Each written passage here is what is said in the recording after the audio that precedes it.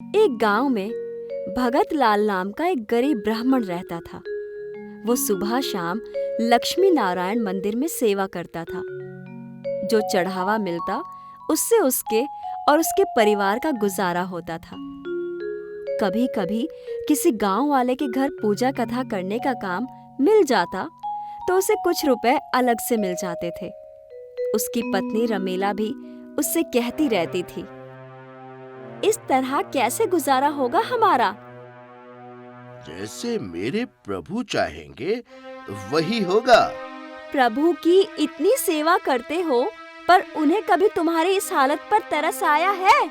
ऐसा नहीं है। अरे ऐसा ही है। हमारे बच्चे भी अब बड़े हो रहे हैं, उनके खर्चे बढ़ रहे हैं। हमारी आमदनी नहीं बढ़ेगी तो आगे गुजारा होगा कैसे? सब ठीक होगा भाग्यवान, तू चिंता मत कर। यूं बैठे बैठे तो कुछ नहीं होने वाला। तो ठीक है, मैं दिन के खाली वक्त में कुछ काम कर लूंगा। अच्छा, क्या काम करेंगे आप? किसी सेठ के घर या दुकान में नौकरी कर लूंगा। भगत लाल घर से परेशान निकलता है। गांव में एक सेठ की दुकान पर जाता है। दूर खड़े रहकर देखता है। सेठ जी की दुकान में ग्राहकों का आना जाना लगा रहता है।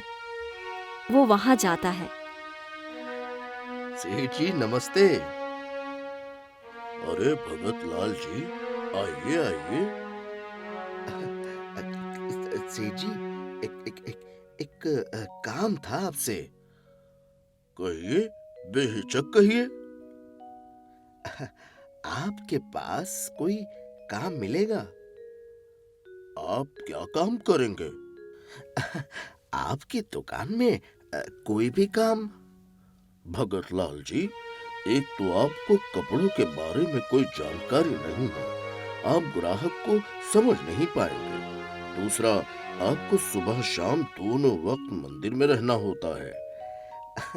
मैं कर लूंगा सेठ जी, सीख लूंगा सेठ जी। नहीं होगा आपसे भगत लाल जी, आप दोपहर को ही आ पाएंगे और दोपहर को वैसे भी आराम का वक्त होता है। आराम नहीं करूंगा मैं सेठ जी। लेकिन अब तो वैसे भी ग्राहक नहीं आते। माफ कीजिए, मैं कुछ देर के लिए ही केवल आपको नौकरी नहीं दे सकता।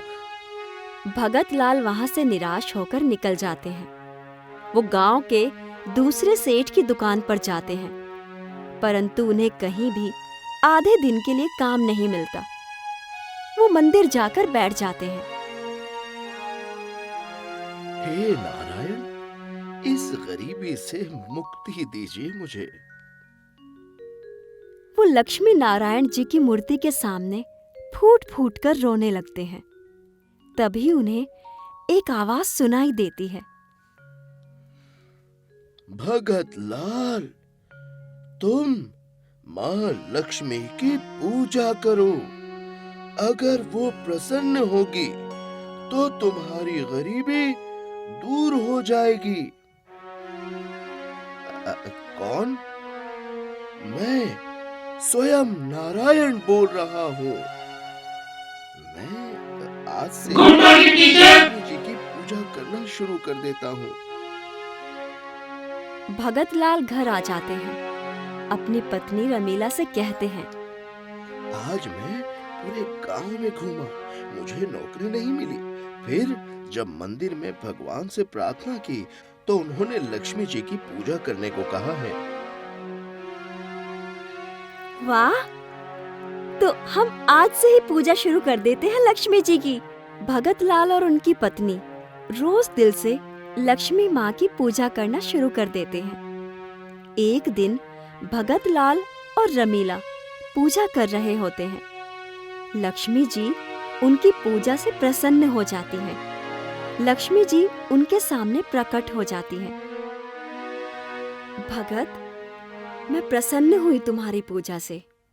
हे लक्ष्मी माँ, आप हमारा प्रणाम स्वीकार करें माँ। माँ, हम पर कृपा करें माँ। हाँ, कहो रमीला, क्या चाहिए? मैं तुम दोनों पर प्रसन्न हुई हूँ तुम्हारी पूजा करने से। हमें सोने की मोहरें दे दीजिए माँ। हाँ माँ, हमारी गरीबी दूर हो जाएगी, हमारे बच्चों का भविष्य अच्छा हो जाएगा माँ। अवश्य। तुम अपने कंधे पर रखा गमछा यहाँ बिछा दो। भगत अपने कंधे से लाल गमछा उतारकर देखता है। वो पुराना था, एक जगह से फटा हुआ था। वो मंदिर के फर्श पर उसे बिछा देता है। लक्ष्मी जी उसमें कुछ सोने की मोहरें डाल देती हैं। रमीला खुश हो जाती है। उसकी आंखों में लालच आ जाता है। वो लक्ष्मी जी की तरफ देखती है। लक्ष्मी माता जी, थोड़ी और दे दीजिए। लक्ष्मी जी रमीला को देखकर और थोड़ी मोहरें दे देती हैं। रमीला और खुश हो जाती है और कहती है, थोड़ी और दे दीजिए लक्ष्मी माता, हमारे बच्चों के भविष्य के लिए दे दीजिए माँ, कृपा कीजिए। इतनी बहुत है, थोड़ी और माँ, बस थोड़ी और कृपा कर दीजिए माँ। देती हूँ, पर तुम्हें कह देती हूँ कि तुम्हारे घर पहुँचने तक रास्ते में इनमें से एक भी गिरनी नहीं चाहिए। अगर एक भी सोने की मोहर इसमें से गिर गई तो तुम्हारे घर पहुँचने से पहले बाकी सारी मोहरें वापस मेरे पास आ जाएंगी। नहीं गिरेंगी माँ, आप बस दे दीजिए। रमीला, अरे लालच मत कर, इसमें जब ज्यादा जगह नहीं है, ये गमछा भी पुराना है, फट जाएगा तो गिर जाएगी मोहरे इनमें से। अजी मैं बांध दूंगी, आप थोड़ा सब्र तो रखिए।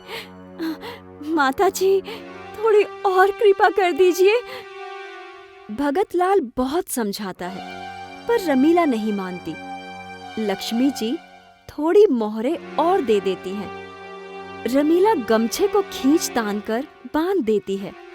लक्ष्मी जी वापस अंतर्ध्यान हो जाती हैं। रमीला अपने सर पर सोने की मोहरे वाली पोटली उठा लेती है। चलो, तुम भी मेरे साथ चलो और रास्ते में किसी से भी कोई बात मत करना। दोनों मंदिर से निकलकर अपने घर की तरफ जाने लगते हैं। रमीला तेज कदमों से चलने लगती है। धीरे चल रमीला, कहीं ठोकर न लग जाए। अजी नहीं लगेगी, जल्दी से घर पहुंचकर इन्हें बस संभाल कर रख दूंगी। रमीला जल्दी जल्दी चलने लगती है। गमछे को कसकर पकड़कर रखती है। गमछा पुराना था और जहां से फटा था वहां मोहरों की वजह से ज्यादा फटने लगा। उसमें से एक मोहर नीचे गिर जाती है। गिरने की वजह से एक आवाज आती है और आवाज सुनकर वो दोनों पीछे नीचे देखने लगते हैं। दोनों के चेहरों से खुशी गायब हो जाती है। गमछे में से सारी मोहरें गायब हो जाती हैं। गमछा खाली होकर रमीला के हाथ में रह जाता है। रमीला अब रोने लगती है। देखा, अगर थोड़ी मोहरें कम लेती तो ये गमछा नहीं फटता ना, और ये सोने की मोहरें हमारे पास होती। आज तुम्हारी लालच की वजह से हम फिर से गरीब हो गए।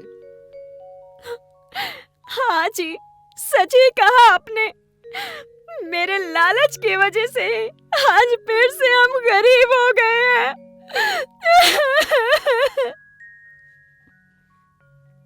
भगत लाल और रमीला उदास होकर वापस अपने घर की तरफ जाने लगते हैं।